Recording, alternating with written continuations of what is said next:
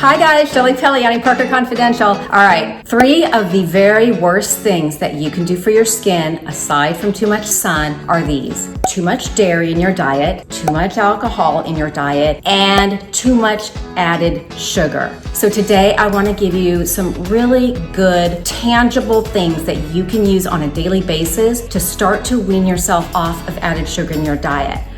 Oh, and if you like this kind of stuff, subscribe to my channel. And if you like the video, please give me a thumbs up below. It really helps my video rankings and I would appreciate it. Added sugar in your skin. Now, if you follow me, you may have seen several of my other videos that I did on added sugar and the effects that it has on your skin. Here's the deal. Too much added sugar in your diet attach itself to the collagen and the elastin in our skin. Those are the 2 proteins in our skin that are most responsible for keeping our skin elastic and bouncy and plump and fresh. And as we age, those tend to weaken.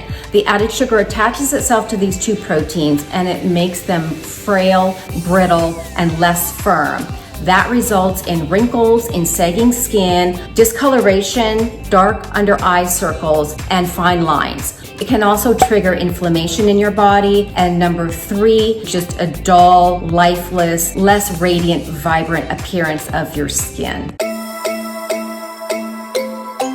So how much specifically is too much? The average American eats approximately 17 teaspoons of sugar a day. Okay, well, if that means nothing to you, let me tell you this. The American Diabetes Association recommends no more than 24 grams of sugar a day. We're eating about triple what we should.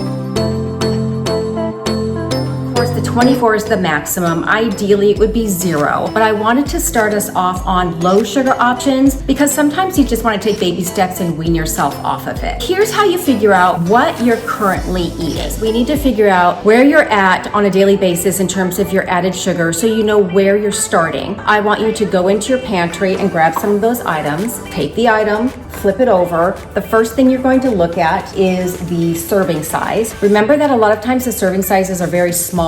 So be honest with yourself in terms of how much you would probably eat in one setting. I'm going to look at the serving size. I'm going to go down to where it says total sugars. I'm going to put a little graphic on the side.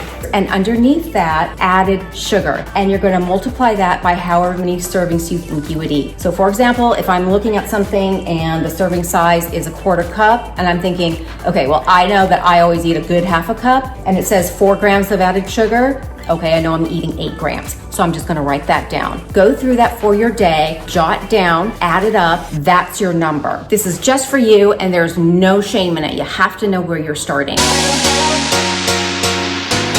Let me just give you some options that I really love that are delicious, they're healthy, and they're low added sugar. For breakfast, instead of some of the sugary oatmeals or the sugary cereals, try swapping those out for rolled oats, some almond milk, a little cacao powder, stir some peanut butter or almond butter into it, stick it in the microwave, give it a stir, and if you like, you can drizzle a little bit of extra honey on it. In 1 teaspoon of honey, there's 6 grams of sugar. So count that toward your 24 grams for the day if you want.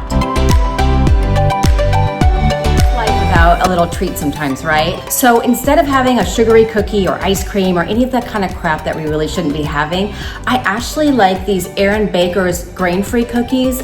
They're made with like organic coconut nectar, like a date paste, a cassava flour, and pretty much ingredients that you would find in your own kitchen, which is one of my rules for pretty much anything that we bring in here. If I look at the ingredient list and it's not things that I would have in my own kitchen, I don't buy it. But the good thing is that they're delicious and they only have 2 grams of added sugar per serving. I think there's like 2 cookies per serving. So that's a nice little good healthy option too, a good healthy swap.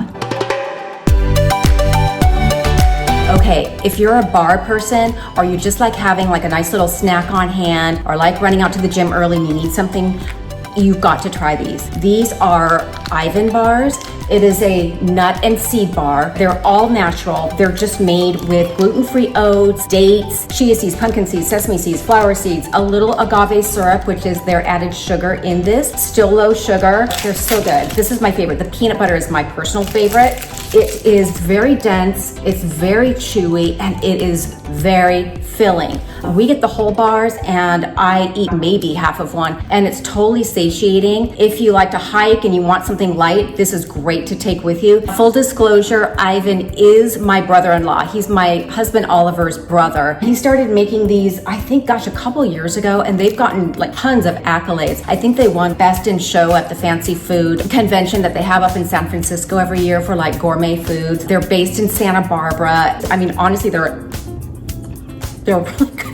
They're really, really good. You have to try them. I'll put the link for you below. They have a 10% discount on Amazon. They're on Prime, so you can get them in 2 days.